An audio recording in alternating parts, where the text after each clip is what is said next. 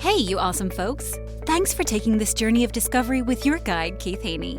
You're listening to the Becoming Bridge Builders podcast, your favorite podcast for everything from racial reconciliation to education innovation, justice reform, and leading change in the 21st century.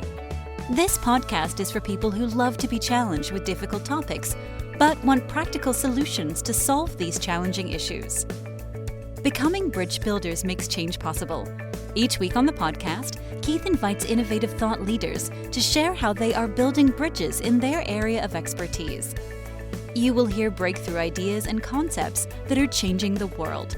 He's featuring guests who are best-selling authors, leaders at Microsoft, entrepreneurs, leading educators, professors, lawyers, and so many more. Listen in to learn how you can be the bridge to the change you are seeking. Welcome to Becoming Bridge Builders, the podcast where we explore stories and strategies that help you connect faith, purpose, and impact. I am your host, Keith Haney. Today, I am thrilled to introduce a guest who knows what it means to live boldly and authentically. Simone Canego is an international speaker, award-winning author, and confidence expert who helps high achievers reconnect with their worth and lead more meaningful lives. Her best-selling book, The Extraordinary Unordinary You, and her globally ranked podcast, Her Unshakable Confidence, which she co-hosts with her daughter, have inspired audiences worldwide. Simone is a two-time TED Talk speaker, featured on ABC, NBC, and CBS, Entrepreneur, and Yahoo News. She's also the creator of the Real Method, a framework for building lasting confidence from the inside out. Her upcoming book, Real Confidence, a simple guide to go from unsure to unshakable, launches in February and offers practical tools to quiet self-doubt and lead with clarity and self-respect. From summoning Mount Kilimanjaro to raising 6 children and navigating the beautiful chaos of everyday life, Simone brings authenticity, perspective, and heart to everything she does. Simone, welcome to the podcast. Thank you. I'm excited to be here. That is a mouthful of accomplishments. I'm looking forward to talking to you. Thank you. It's always funny when someone reads it and you're like, ooh, yeah, okay. We could just put 2 things on there maybe. But then you wouldn't be nearly as impressive if you only had 2. Yeah. Thank you. So I'm going to ask you my favorite question, Simone. What's the best piece of advice you've ever received? To go for it, no matter how scared I was, to do it anyways, to do it scared. Yeah, that mountain thing would do me in, I'll tell you that. You don't know until you try, you know? I mean, I was not a mountain climber or hiker or whatever. That was brand new to me, but I did it scared, and I did it. Well, congratulations on that accomplishment. I know Thank it took you. a while to prepare to do that, and it's quite an accomplishment. So congratulations. Thank you. So let's talk about your new book titled Real Confidence, a simple guide to go from unsure to unshakable. What inspired you to write this book? So I am someone who really struggled with self-doubt for the majority of my life. I had this facade up that I was strong, that everything was great, and on the inside I was, struggling like crazy. And Kilimanjaro was actually a big turning point in my life because it really helped me realize what I was capable of, and that I didn't need to worry about what anybody else was thinking, that I didn't need to compare myself to other people, that I am exactly where I need to be. And that transformation really had me kind of take a step back and say, okay, how did I get here from really struggling to making this big change? And that's where the Real Method came out of. And so the book is based on my Real Method, which is respect yourself, embrace your failures, ask yourself what you want, and live without limits. And so the whole book it's broken into 4 sections. It's personal stories, very vulnerable stories as well, and exercises, frameworks to really help people move forward building confidence, because confidence is a skill that you build. It's not something you either have or you don't. It's something that you build. I love that. We hear that word confidence a lot, especially today and especially in just life in general. But you say it's more than feeling good about yourself. How do you define real confidence? So It's so interesting because on the podcast that I have with my daughter, that's the question that we ask every single person that comes on. How do you define confidence? What does confidence mean to you?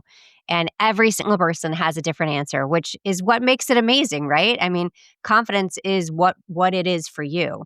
And for me, it's really about feeling comfortable with who you are, no matter who you're with, no matter where you are. So it's not changing yourself for anybody or anything. I love that. I'm curious, as you prepared for that climb in Mount Kilimanjaro, what steps did you have to do or overcome to feel confident you could make this trek? Yeah, that was pretty hard. So first of all, preparing, right? Getting myself in the best shape of my life. I think with whatever we do in life, that preparation is key, right? If we're stepping into something new, even when you're afraid, if you prepare for it, it makes it one step easier.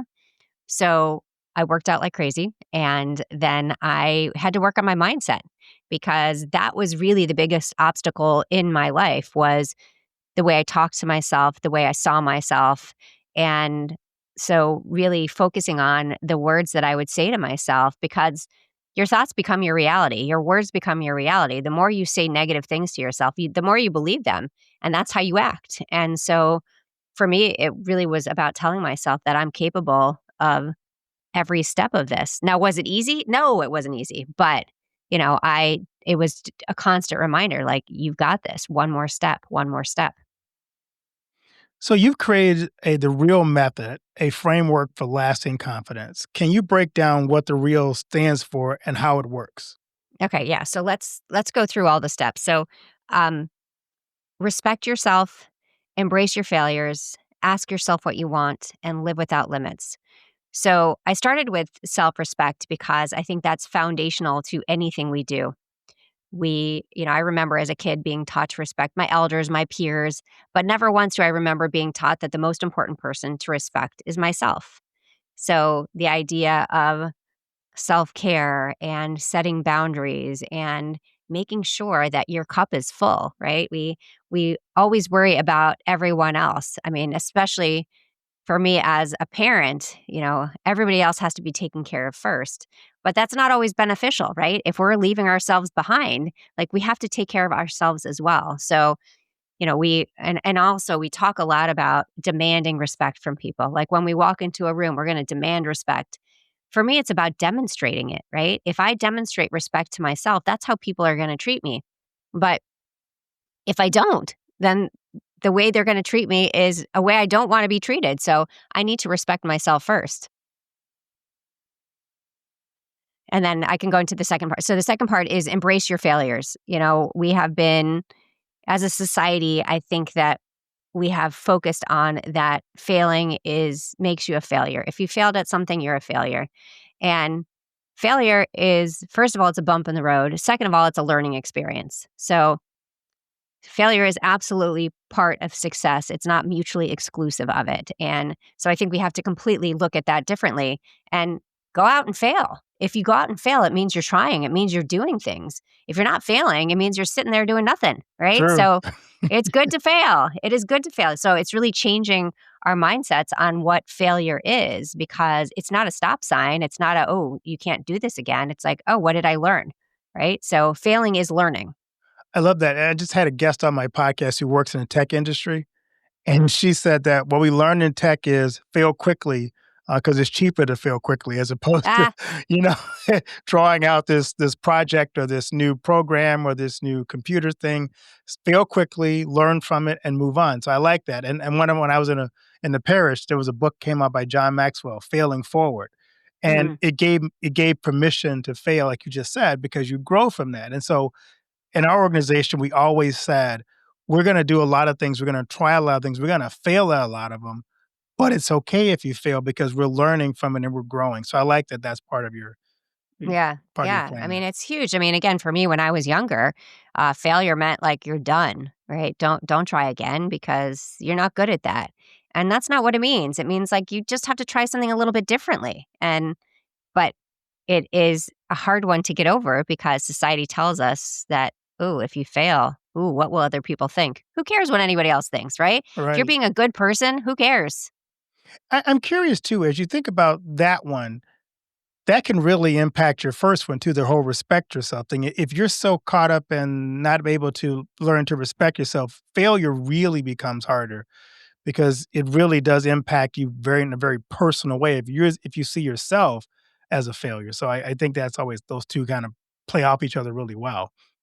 Yeah, absolutely. And, you know, thinking about failure, it's not that you don't acknowledge it, right? Obviously, we say learn from it, but it's that feel all the emotions, right? I mean, we can be angry about stuff, we can be sad, we can scream it out, whatever we need to do, but then pick a date and move forward. Because if you keep focusing on what happened in the past, you're going to stay in the past. So it's really about like, okay, feel the emotions because you don't want to stuff it down and then say, okay, I'm done. I'm moving forward. All right. So what's next? Ask yourself what you want. So this is a hard one.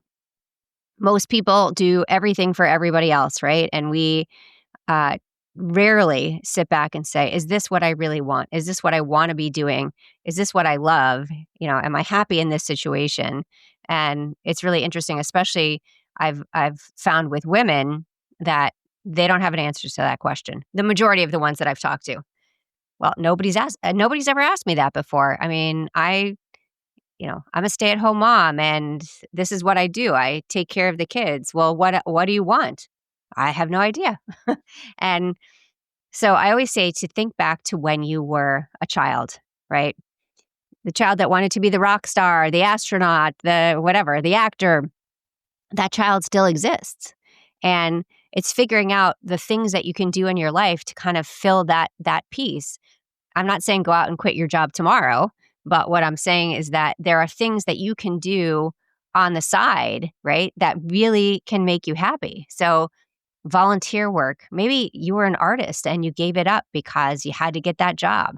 I mean, there's so many things that you can do to really go back to what you wanted when you were a kid. And, these days you can honestly make a career out of anything. It is like crazy how you can make money these days. It's very true. How much of that one is impacted or is impacted by the balance you have to do as a mom of 6 and a career person at the same time? Yeah, I mean, the mom guilt is real. So, Yeah. yeah, it's hard but I've realized over time that I do have to put myself first in certain situations because I'm not going to be easy to be around if I don't get any sleep or, if whatever the situation is, like I need time for myself. I take 15 minutes a day. I mean, the kids are almost grown now. I have one still left at home, but 15 minutes a day, even when they were younger, that was my thing to say, okay, I'm not adulting right now. I need my mind break. And that always really worked for me. And I'll have people say to me, "Oh my gosh, I cannot find 15 minutes in my day to do anything for myself." And then I'm like, "Well, how long did you scroll on your phone today?" "Oh, yeah, okay, well, there you go, right there." And why not do something that's actually gonna make you feel better? You're scrolling on your phone, you are not making yourself feel better. You're looking at what everybody else is doing and thinking that you're not doing enough. Right. And what's the last one? Live without limits. So we limit ourselves from the second we wake up until the minute we go to bed. And, we're not good enough. We're not smart enough. We're not rich enough. We're not pretty enough. Whatever the words are, we're not enough. And, when I was younger, there was a time period where I was a stay at home mom. And the way I would talk about myself was, oh, I'm just a stay at home mom. I'm just Rob's wife. I'm just a volunteer, really justifying my existence. Everything we do, everything we are, that makes up us. And so why should we minimize anything? And, I know it's very common for stay-at-home moms to get this label and they put the label on themselves half the time too, that, oh, they sit around and eat bonbons all day. Okay, I can tell you that did not happen in my house. If there was a bonbon, the kids would take it before I could even see it. So, but that idea that the way we look at ourselves, the way we talk to ourselves, the way we treat ourselves, it's honestly, when you really think about it, it's pretty crazy. Like, we talk to ourselves in a way, for majority of people, that we would never talk to our best friend. The mean things that we say to ourselves, the mean things we think about ourselves, We would never do that to someone we loved, right? We would never do that to our best friend. But we need to be our own best friend because we're going to live with ourselves for the rest of our lives. And so it's really about changing how you talk to yourself and how you talk about yourself. Have you discovered, as I'm sure there's not a single answer, but is there one of these four that people seem to struggle with the most? And if so, why? So once they get going, I would say first is the self respect piece because they struggle with it because they don't see it that way, right? They're like, oh no, I do those things. And then when you really get down into it, they're like, oh wait, no, I don't.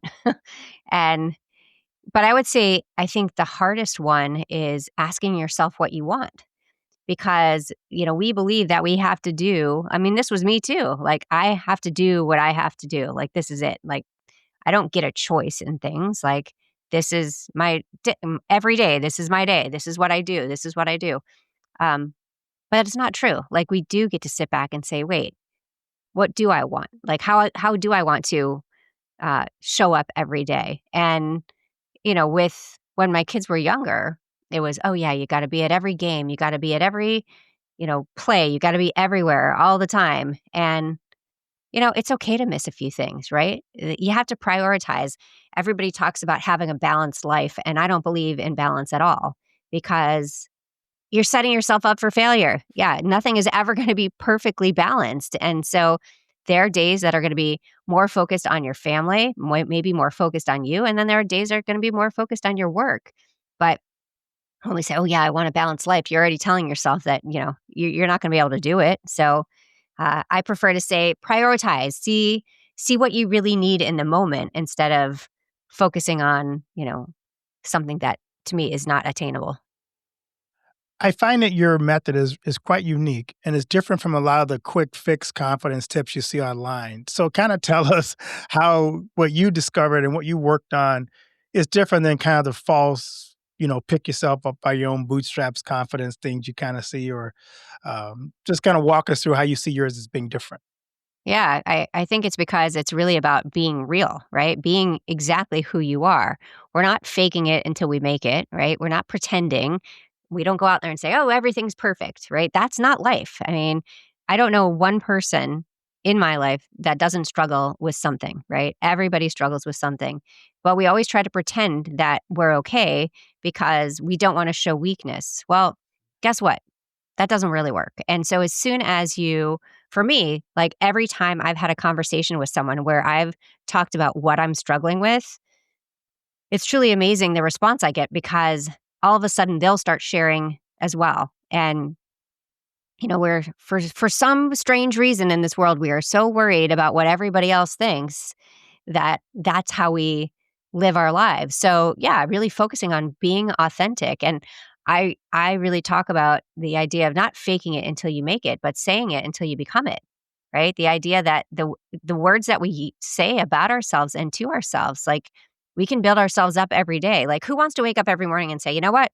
I'm going to have the worst day ever." But that's what we do to ourselves, right? Right.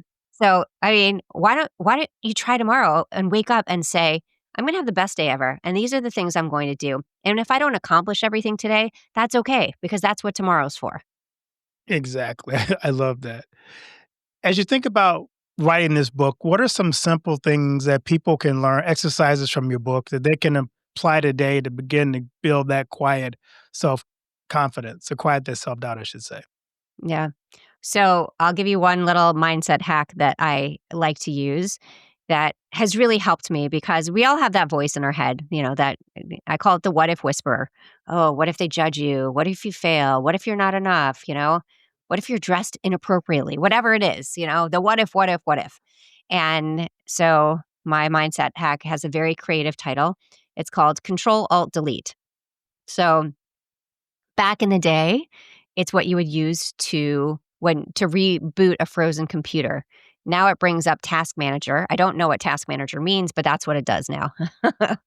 So what I use it for is our minds because sometimes our minds freeze too, right? We spiral in self-doubt, we get stuck in the comparison game.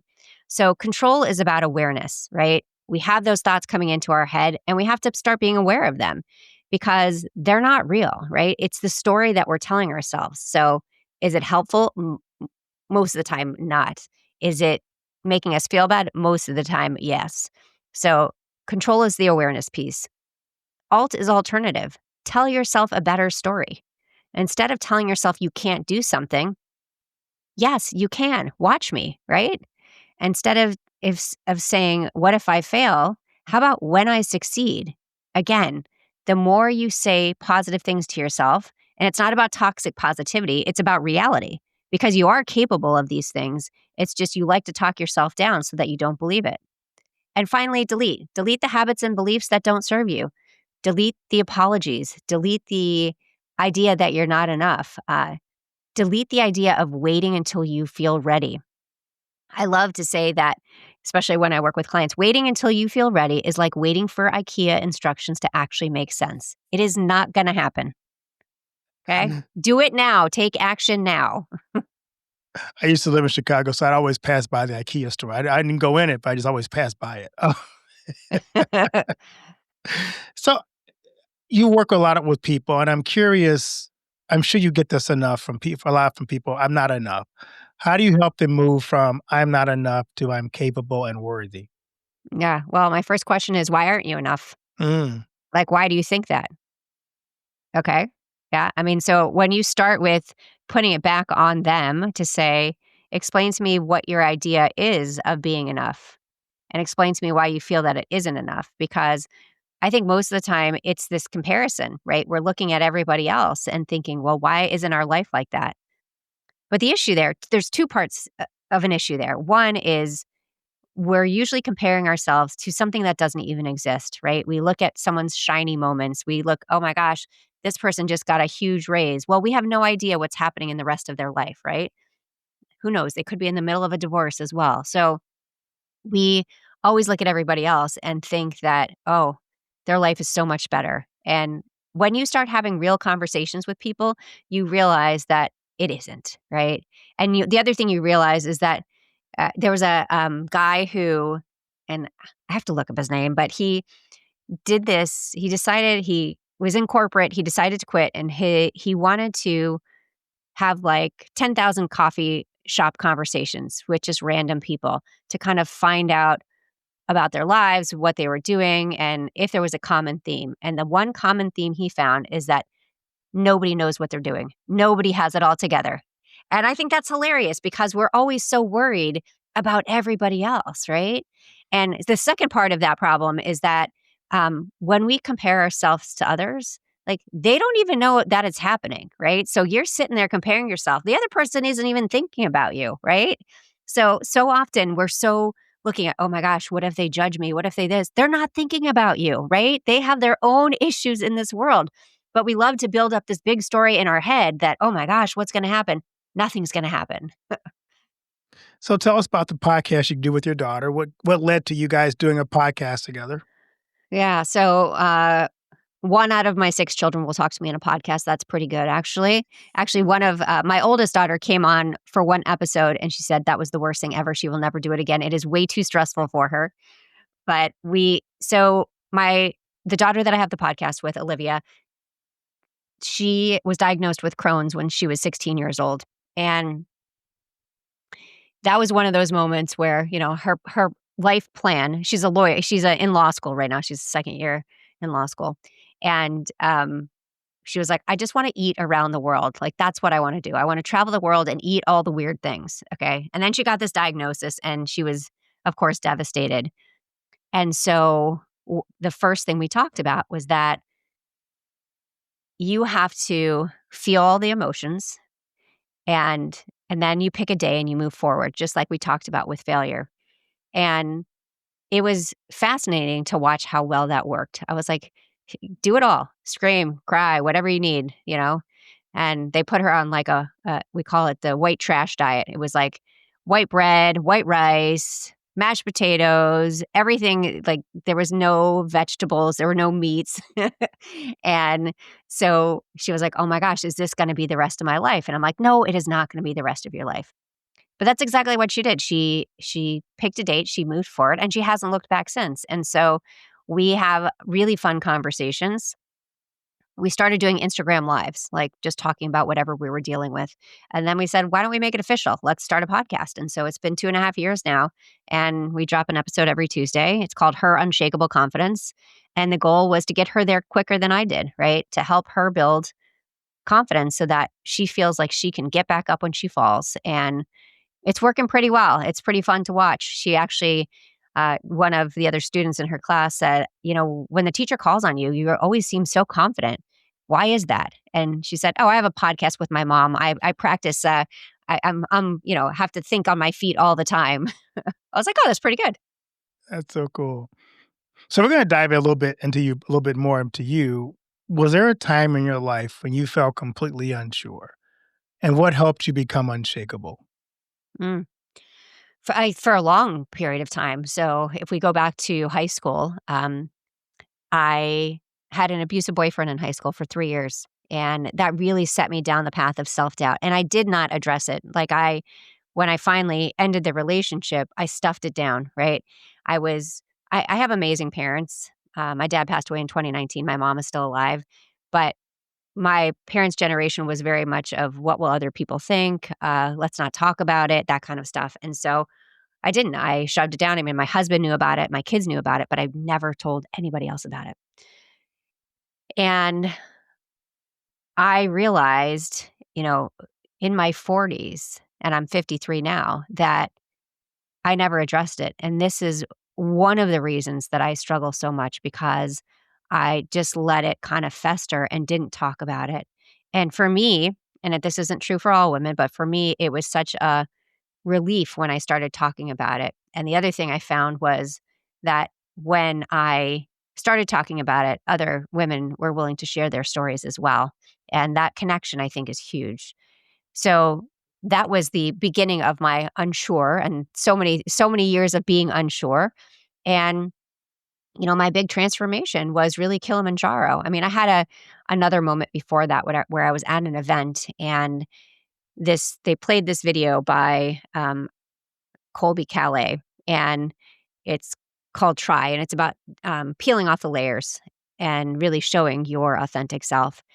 And I'm sitting at this table, and I was never a crier, and that was the facade that I put up. I'm strong, I'm strong, I'm strong. And I just burst out crying. And I was with some of my closest friends, and they're like, "Oh my gosh, what do we do with her?" Like, we don't know what happens here because she does not cry. And that was a moment where I kind of said all of the things that I struggled with, and I think it really kind of knocked them back a little bit because, I had been, acting. I had been performing my confidence for so long. And so that was the big piece. And then Kilimanjaro was the realizing what I was capable of, and, really. And confidence is, as I said, it's a skill, but it's something that I work on all the time, right? It's not that all of a sudden I say, "Oh, I'm fully confident and I don't have to ever do it again." Like, wouldn't that be great if that's what happened when you went to the gym? Like, you go one time and then you never have to go back again because now you're fit. But Right. it's the same thing with your mind. You have to work on your mindset all the time. And, it's those shifts that really help you say, "Okay, yes, I am capable of this." Wow. So who do you hope picks up this book and reads it? Every person in the world. No, And buy it it, right? yeah, yeah, buy them all. It's really made for women. I mean, trust me, men should read it too, because I think a lot of times, we have wives, we have daughters, we have sisters, and really understanding a different perspective, I think, is always really helpful. But I had originally thought that I was writing it for women more my age, but I actually think it's important for girls in their 20s to read it as well, because that was such a hard period, of my life, because I didn't come to grips with things that happened to me earlier. And so I think that women in general, I think, will really take away a lot from this book. If you think about kind of your daily practice, what is one confidence building thing you do every day or daily? Yeah. I do positive affirmations every day. I do a couple before I even get out of bed. When I open my eyes and I'm like, "Oh my gosh, I'm so tired." No, okay, here we go. We're going to have a great day. Like, what's it going to be? And, when I'm brushing my teeth, when I'm standing in front of the mirror. And this was a really hard one for me at first, was to really look myself in the eye and say positive things about myself. At first, it was like, it was very awkward. But over time, I'm like, yes, I got this. But it's so important. Every day I am statements. I do, depending on what I'm doing that day, like, yes, you're capable of this, you've got this, whatever I need in the moment to kind of move me forward. The other thing I do actually is evening gratitudes as well. So at the end of the day, even if it's a crappy day, there is going to be at least one thing that I am thankful for every day. Most of the time it's like 20 things, but I want to make sure that I end my day that way because I sleep better, right? If I go to bed happy and thankful, then I'm going to sleep a lot better than if I go to bed with well, that was the crappiest day ever. So, the way I start my day is the way I like to end my day, like really bringing things back together. I love it. So I love to ask my guests this other question, my other favorite question. What do you want your legacy to be? Mm. I want my legacy to be that I raised good humans. I mean, if I can change help change the way women see themselves, that's huge for me as well. But the biggest thing is for me to have, these amazing humans that go out in the world and change the world. Awesome. So on season 6, we have a new thing, and that's a surprise question. Pick a number between 1 and 10 for your surprise question. Ooh, lucky number 7. Here we go. What is your greatest regret? I actually don't have any regrets because I feel like everything I've done has brought me to this moment in time. Um, I've been asked many times, like, if you could go back in time and talk to your teenage self, what would you tell her? But I don't, I really think that everything I've done has brought me here. And I try to live life without regrets. That's why I'm so willing to take action, especially now, because someone said something the other day about, like, the average lifespan is 78 years. Now, subtract your age from that. That's what you have left. And I was like, oh my gosh, I have 25 years left. Like, don't tell me that. Yeah, so, so I really want, like, to really jump in for all of it and really enjoy all the moments and really do all the things, because my husband and I always say that when we want to slide into home plate. Like, we want to make sure that we've done everything we want to do and slide into home plate so that we don't ever feel like we regret missing out on anything. So maybe it's a very convoluted answer to the question, because I don't think I answered it because I really don't have regrets. that's good. That's good.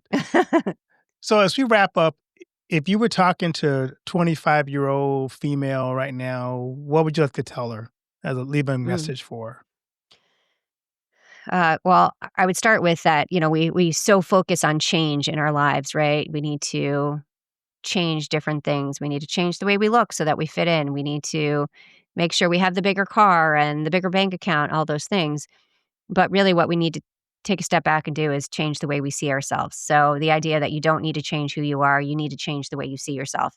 And understanding, like, there are going to be bumps in the road, but to keep going and not let fear hold you back. I mean, there's so many amazing things that are ahead for, if I'm talking to a specific 25-year-old woman, for you, right? But you have to embrace them, right? And you can't say, "Oh, I'm not capable of that." Yes, you are. And the answer is, watch me. Yes, I can do that. That's awesome. Simone, thank you for sharing your wisdom and writing a book that empowers us to lead with clarity and courage. Your upcoming book, Real Confidence, is a practical guide for anyone ready to move from unsure to unshakable. For our listeners, you can find more about Simone at on our podcast on her unshakable confidence and her new book in the show notes ahead, which comes out. When is it coming out again?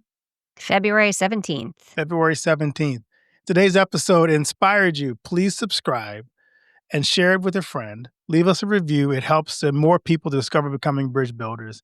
Until next time, keep building bridges that help bring people together and lead with confidence that lasts. Simone, thanks so much for being a guest. Thank you so much. But act fast. With only 40 spots remaining this month, claim your free revenue ceiling audit now at the link included in the show notes. Thanks for listening to Becoming Bridge Builder. If you enjoyed this episode and want to help support the podcast, please subscribe and share it with others. Post about it on social media or leave a rating and review. To catch all the latest from me, you can follow me on Instagram at bkeithhaney and on Getter and Twitter at RevHeadpin. Thanks again and tune in next time.